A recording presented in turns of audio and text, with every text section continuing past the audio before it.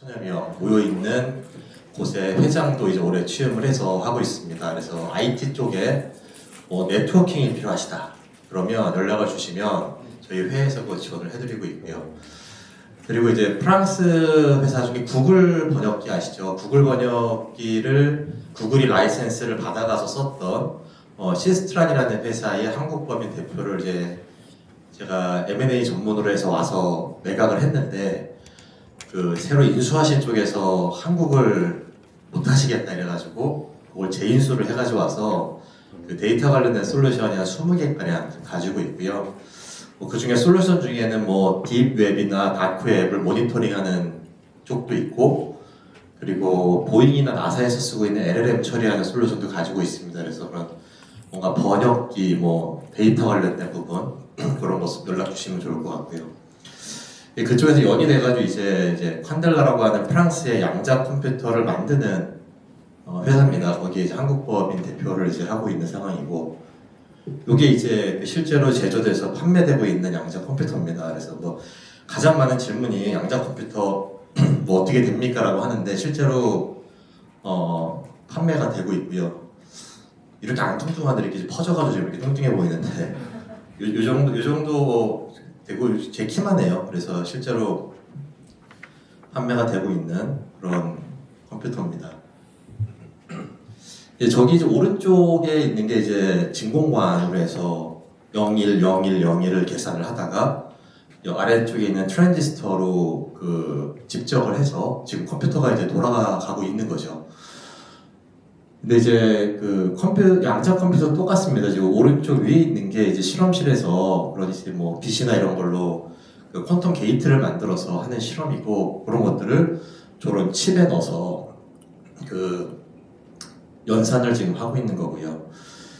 이제 트랜지스터로 집적을 하다가 이제 지금은 집적을 하려면 트랜지스터를 이렇게 좀 작게 만들어야 되거든요. 연산 처리를 빨리 가려면.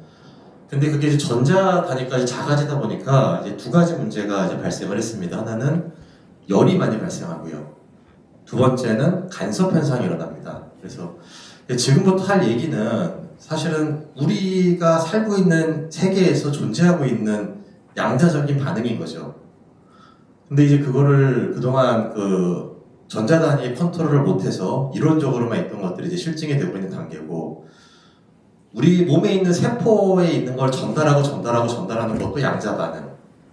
그리고 빛이 와서 나뭇잎이 그걸 포도당으로 전환하는 것도 양자 반응. 이런 반응들이 되게 양자적인 반응입니다. 실제로 일어나는 이제 반응에 대한 얘기인데, 왜 어렵냐? 일단은 잘 이해가 안 돼요.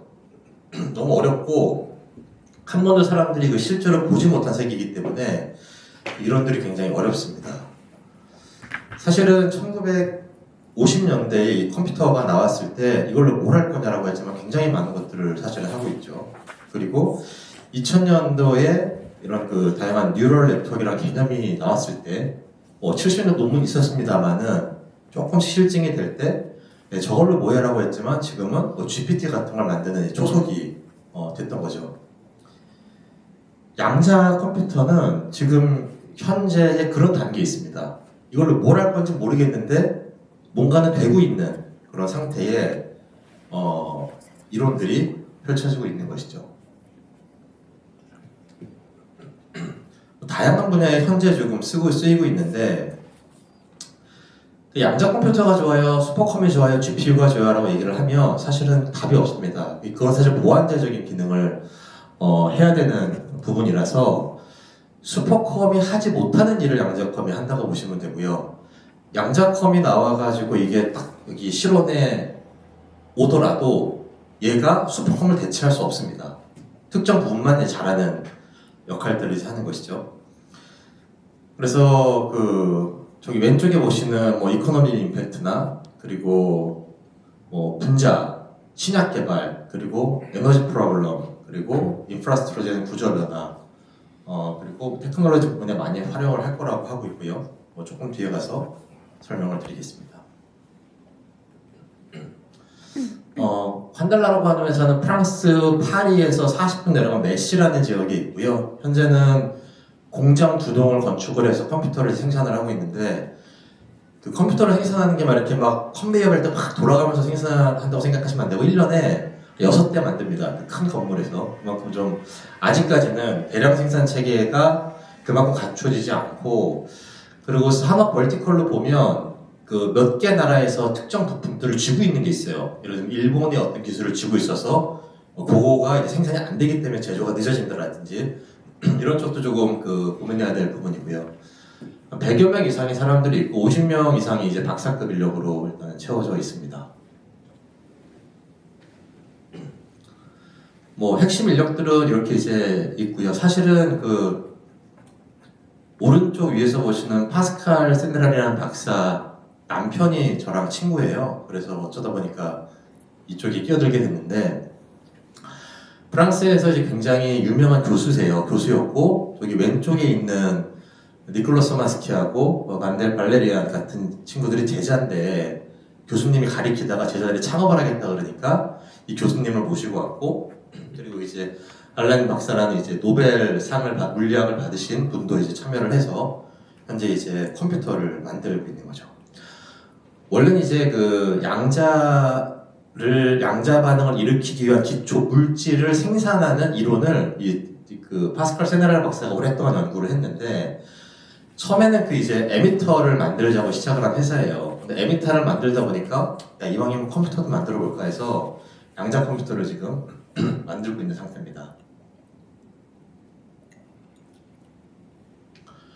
실제 왼쪽에 있는 게 이렇게 렉 방식으로 들어가 있는 컴퓨터고, 양자 컴퓨터가 뭐 IBM, 아이온큐 어떻게 얘기 많이 들어보셨잖아요. 방식이 여러 가지가 있습니다. 뭐 IBM은 초전도 방식이라고 하는 방식을 쓰고 있고, 콴들라라는 회사는 이제 스핀 포톤이라고 하는 상온에서 구동될 수 있는 이 컴퓨터를 만들고 있는 거죠. 그래서 기술적인 차별성들이 이제 분명히 있고요.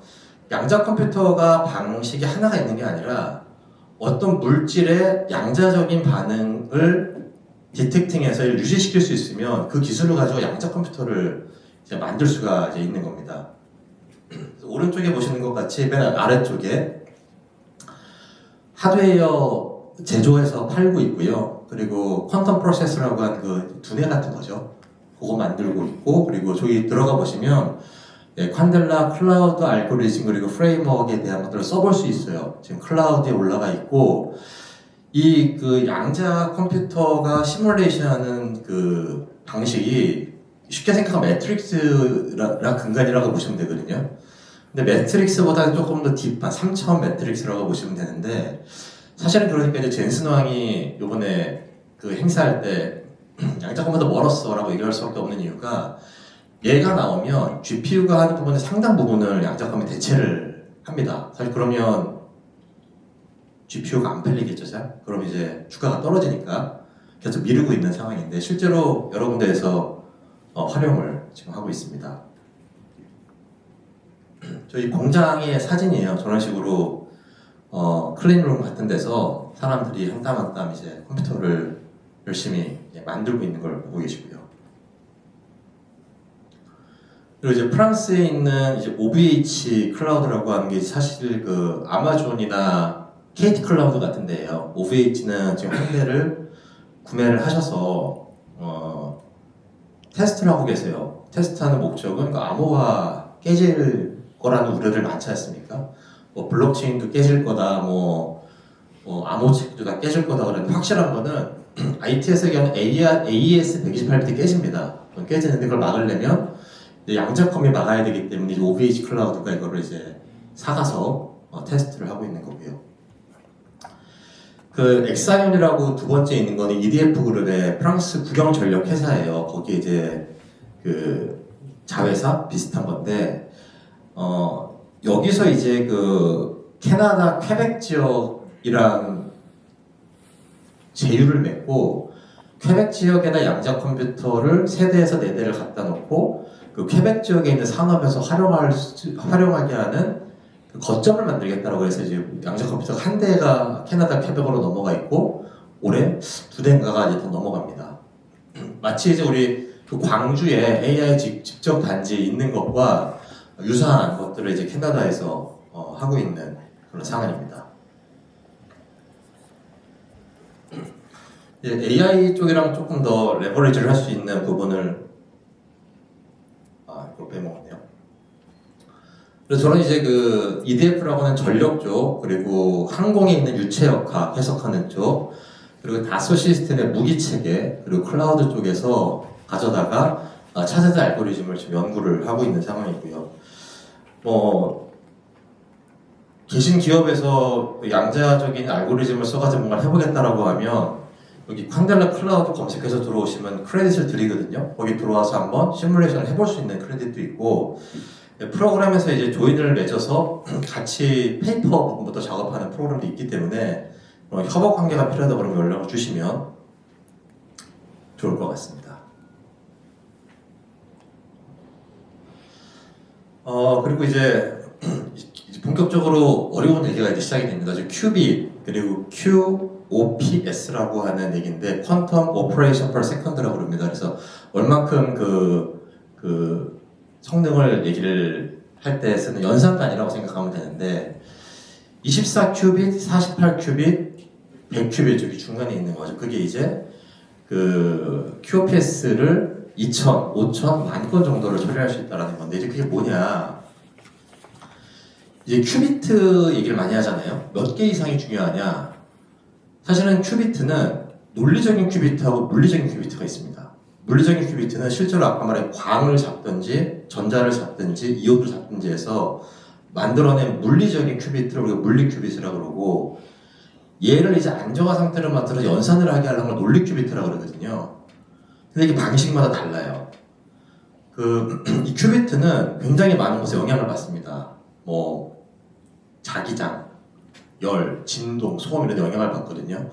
사실은 거기에 이제 가장 취약한 게 초전도 방식이죠. 초전도 방식은 그렇기 때문에 이제 챔버에 넣어가지고 마이너스 270도까지 내려서 안정화 상태를 만든 다음에 논리 큐빗을 만들어내는데 물리 큐빗을 몇 개를 생성을 해야 논리 큐빗 하나가 나오냐면 한 1000개에서 10,000개를 물리 큐빗을 만들어야 연산을 할 수 있는 논리 큐빗이 하나가 나오는 겁니다. 이 논리 큐빗을 나오는 게 방식마다 다릅니다.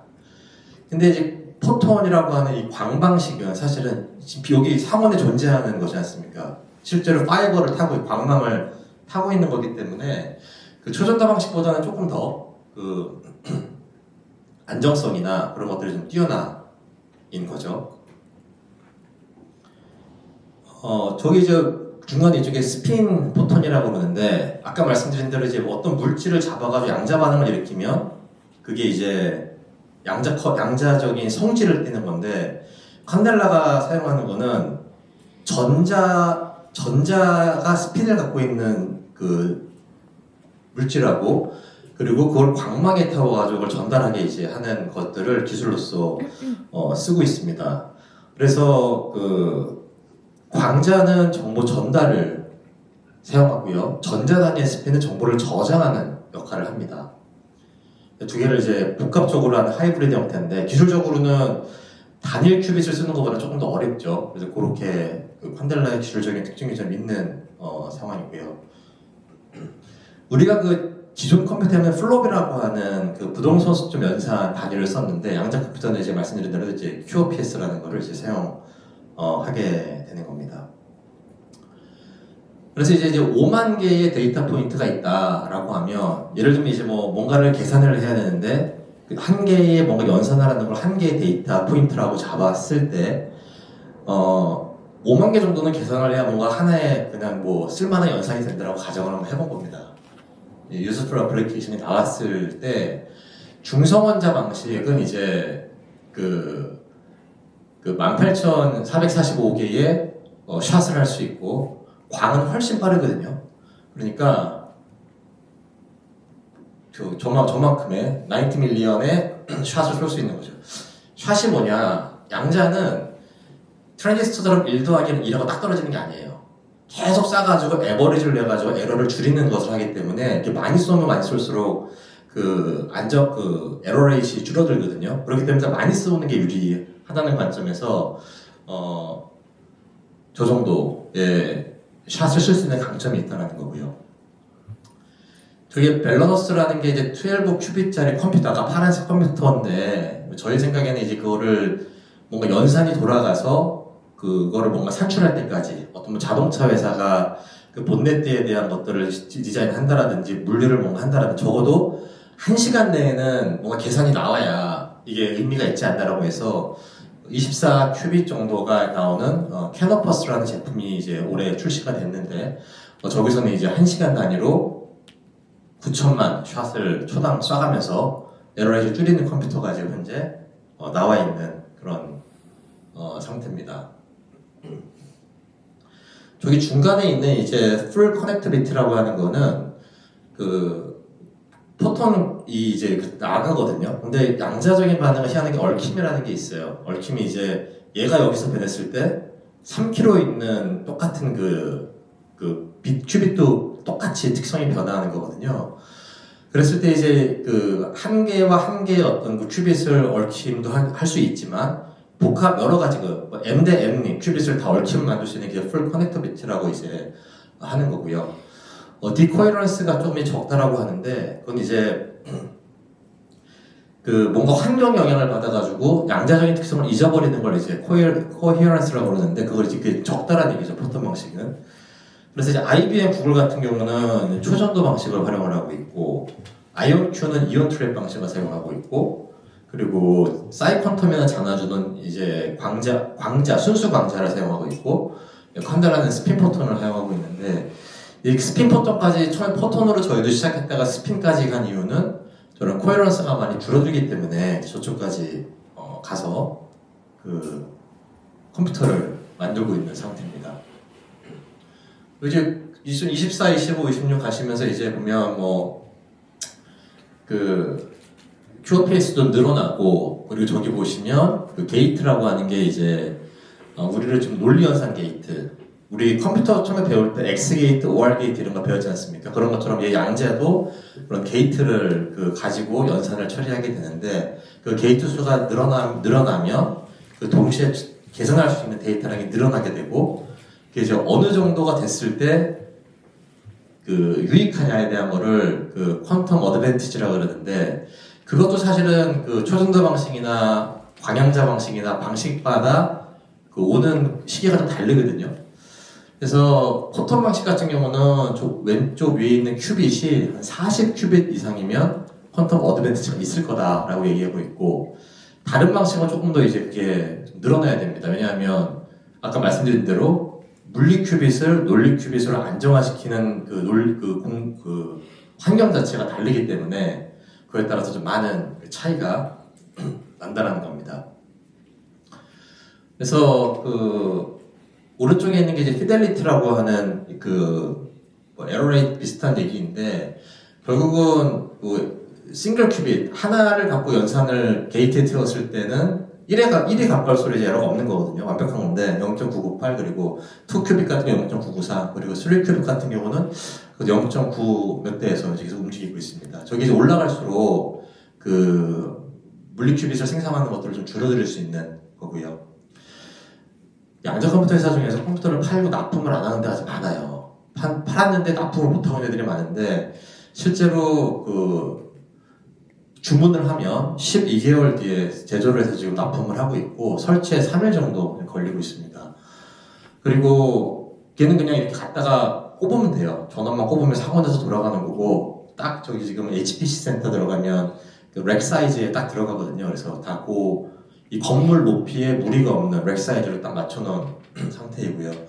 결국은 저거를 4대, 5대 병렬로 이제 늘려가면서 이제 처리 속도를 늘릴 수 있는 그런 제품으로 되어 있습니다.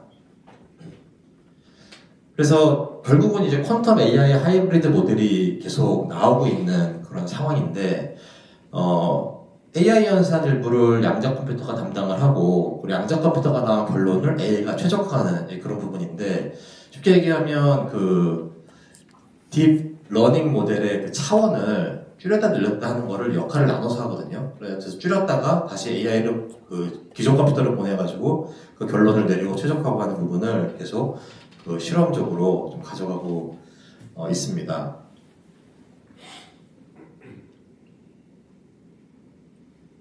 그래서 이제 뭐 데이터 압축이나 그리고 어떤 노이즈 제거 이런 데는 사실은 양자컴이 기존 컴보다는 확실히 탁월한 성능을 지금 보이고 있는 것 같고요. 그래서 어디다 이제 활용을 하냐고 보면 이제 금융 산업 왼쪽에는 그 CIB라는 데랑 지금 뭘 하고 있는데 저기는 그 리스크 평가 모델이나 그리고 금융 모델링 그리고 포트폴리오 최적화 그리고 프라우드 디텍션의 이제 가능성을 보자는 쪽으로 하고 있고 얘가 들어가서 그거를 딱 해결하는 상태가 아닙니다. 그거에 대해서 분명히 이게 처리가 될 거기 때문에 얘가 뭔가를 해봐야겠다라는 걸 좀 실험을 하고 있는 거고 인세레브로는 한국에 있는 회사거든요. 그 제약바이오의 그 단백질 리간드 분석 통해 가지고 그 단백질 모델링 하고 있는데 사실은 지금 슈퍼컴퓨터가 굉장히 간단한 형태의 단백질도 모델링을 못합니다. 이게 버벅거리거든요.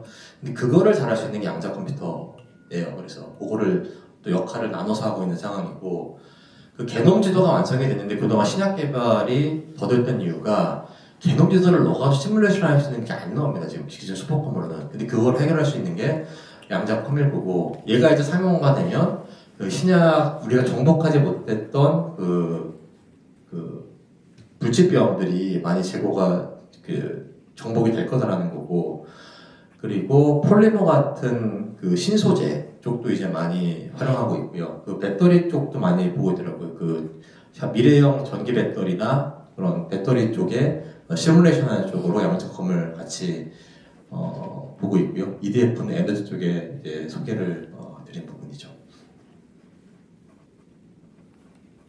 이게 이제 그 AI랑 실제로 VQA라고 해서 이게 양자 컴퓨터와 고전 컴퓨터가 연산을 계속 하는 것들을 그 영상으로 보여드린 건데 말씀드린 과정이에요. 결국은 모든 그 자연 세계는 에너지를 최소화하는 쪽으로 이제 움직이는 그 특성을 가지고 있는데 양자컴이랑 기존 컴이 어떤 그 알고리즘을 가정을 하고 실험을 해가면서 에너지 최소 레벨을 찾는 과정이고요. 실제 그 베링거에서 이걸 통해가지고 지금 뭔가 그 신약 개발 쪽에 분자 해석하는 쪽에 하고 있고 이 오른쪽 화면이 제가 우리 칸델라 클라우드 쪽에 따온 부분인데 5개가 올라가 있거든요. 그래서 보시면 설명이 나와 있어요. 그래서 적용하시는 부분이 필요하다고 하면 적정한 알고리즘을 잡아서 한번 테스트를 해보시는 것도 의미가 있지 않나 싶습니다. 작년 말에 이제 BMW에서 그 양자 해커톤 비슷한 거를 해서 이제 1등을 했던 케이스인데 저게 이제 결국은 저 리얼 이미지랑 뭐 뉴 이미지 그런 얘기를 하고 있는데 결론부터 말씀을 드리면 저 맨 위쪽에 있는 게 그 낮 시간 그리고 이제 클래시컬이라고 하는 그 밤 시간까지를 쭉 이제 가면서 Q간이라고 하는 퀀텀 제너러티브 어드버설 네트워크를 사용한 것하고 그리고 양자 주소 어노테이션을 달아가지고 처리한 모델이 이제 두 번째 클래시컬 플러스 BS라고 하는 부분인데 사실 뭐 그림상으로 보면 큰 차이를 이제 못 느낄 수 있는데 요 세 번째 라인 그러니까 아주 그 퀀텀간을 써가지고 나온 것보다 BMW가 마지막 최종적으로 인정한 거는 그 어노테이션을 양자가 달아가지고 처리하는 방식이 더 우월했다라는 이제 그런 초기 결과를 이제 뽑아낸 부분이고요. 이 BMW라는 대기업들에서 이런 시도들을 이제 하고 있는 거죠. 미래에 뭔가 그 자기들의 기술적인 우위를 선점하기 위해서 이런 시도들을 계속 하고 있는 예제를 보여드린 거고요. 금융 쪽에 대한 얘기인데 이게 금융 쪽의 CIB 쪽에서 내부 데이터 클래시피케이션 에러를 줄이는 건데 결론적인 사항은 7%가 더 정확도가 높아졌다. 굉장히 많은 노드가 많은 굉장히 많은 데이터 분류 체계를 특정 부분을 양자컴을 적용을 해서 했더니 굉장히 많이 효과가 좋았다라는 결과를 받은 부분이고요. 그래서 뭐 젠슨 왕이 얘기를 하면서 앞으로 GPU를 옵티컬 인터커넥터를 달아가지고 이렇게 쫙 만들겠다라는 걸 이번에 CES 발표를 하지 않았습니까? 이제 그런 것처럼 광방식을 사용하고 있기 때문에 이런 식으로 이제 렉을 늘려가는 게 기술적으로 굉장히 좀 쉬운 그런 기술 특징을 지니고 있는 거고, 그 IBM의 슈퍼컨덕팅, 초전단 방식 양자권 보시면 엄청 커요. 제 키 한 두 배만 많고, 거의 뭐 이 방에 3분의 2 정도는 그 컴퓨터로 이제 채워야 되는 그런 부분이 있는데, 그 스케일을 늘리는 관점에서는 그런 기술적인 장점이 있다라는 걸 어필하고 있는 부분이고요. 결국은 이제 모듈러가 되고 있다는 얘기입니다. 원래는 요게 사실은 이 십자 모양으로 되어 있는 디바이스가 에미터인데요. 여기다가 그 레이저를 딱 가하잖아요. 그럼 이제 전자 스핀이 이 들뜬 상태로 싹 올라갑니다. 그랬다가 시간이 가서 쭉 이제 내려오거든요. 그 내려올 때 그 포톤이 방출이 되는 특성을 이제 이거 하는 기계고, 얘가 하나가 있으면 아까 말한 초당 엄청나게 많이 발생한, 레이저를 쏠 때마다 이제 그 발생을 시키거든요. 그래서 저기 노란색, 저기 파란색으로 있는 게 이제 스핀 큐빗이고, 저게 나오면서 이제 그 얽힘이 발생한 포톤 큐빗으로 돼서 밑에 있는 애는 정보를 0일로 저장하는 역할을 하고 있고, 결국은 그 전자 위에 저 파란색 원 있는 게 위에 있으면 1, 아래에 있으면 0, 뭐 이런 식으로 정보를 저장하는데, 얘는 그 중간에 0.001, 0.0001 이런 식으로 이제 그 기존 컴퓨터가 0일로만 계산하던 것들을 저희 위상에다가 그 정보를 입력을 시켜서 그 중간 값들을 저장을 할 수 있는 그런 특징을 가지고 있고, 그거를 포톤 방식으로 발생시켜서 얘 플라잉 큐빗이라고 그러는데, 저렇게 되면 얘는 바로 그 광망도 탈 수 있고 연산도 할 수 있고 그런 역할들을 수행을 합니다. 그래서 에너지도 굉장히 뭐 절감이 되고 있고요. 그리고 한 개의 로지컬 큐빗을 만드는데 굉장히 작은 수의 큐빗을 우리가 하이브리드 방식으로 만들고 있다라는 거고요. 단순한 이제 포톤 베이스 같은 경우는 10의 6승 정도의 뭐 컴포넌트를 적용해야 이제 그 논리적 큐빗을 만들 수 있는데, 저걸 줄여나가는 과정 자체가 결국은 양자 컴퓨터를 얼마큼 빠르게 하냐의 그 중요한 포인트다라고 말씀드릴 수가 있을 것 같습니다. 그래서 이제 열심히 저렇게 뭐 제조를 하고 있고요. 여기 이제 보시는 그 회로에 그 게이트들을 담아서 아까 위에서 본 에미터에서 나온 논리적인 큐빗을 여기다 쏴서 연산 처리를 해서 결과를 뱉어주는 그런 컴퓨터가 아까 파란색 박스에 있는 컴퓨터라고 보시면 될 것 같습니다. 이게 그 책을 읽어보면 모든 책에 공통적으로 나오는 얘기가, 아무리 똑똑하신 박사님들이 쓰신 책도 이해하려고 그러지 말고 받아들여라 이런 얘기를 합니다. 사실은 실제로 존재하지만 우리가 살아보지 않은 세계이기 때문에 그 현상을 이해할 수가 없어요. 그래서 양자 얽힘이라는 것도 그 수천 킬로에 있는 양자 그 얽힘 미상 상태가 변하면 제가 변하는 그런 게 이제 증명이 됐는데, 왜 그런지는 모릅니다. 그래서 이제 일례로 순간이동 같은 거 있지 않습니까? 그 순간이동이 정말 물건이 옮겨지는 거냐, 아니면 그 전자 단위의 뭔가 위상이 변화되는 거를 전자 분자한테 엮어나가다 보면 얘가 저기서 형성이 되는 거냐, 후자가 더 실현 가능성이 높지 않느냐, 뭐 이런 얘기들도 슬슬 나오고 있는 상황이고요. 뭐 아무튼 아쉬운 부분은 국내 그 양자 생태계의 부분이 좀 글로벌리 많이 뒤쳐져 있는 상황인데, 하드웨어 쪽은 정말 많이 뒤쳐져 있는 것 같고요. 지금 애들이랑 크리스에서 많이 연구를 하고 계신데, 그래도 미국이나 심지어 중국보다도 한 몇 년, 10년가량은 뒤쳐져 있는 것 같습니다. 그런 걸 조금 빨리 한국이 따라 잡았으면 좋겠다라는 말과 함께 발표를 마치도록 하겠습니다. 감사합니다.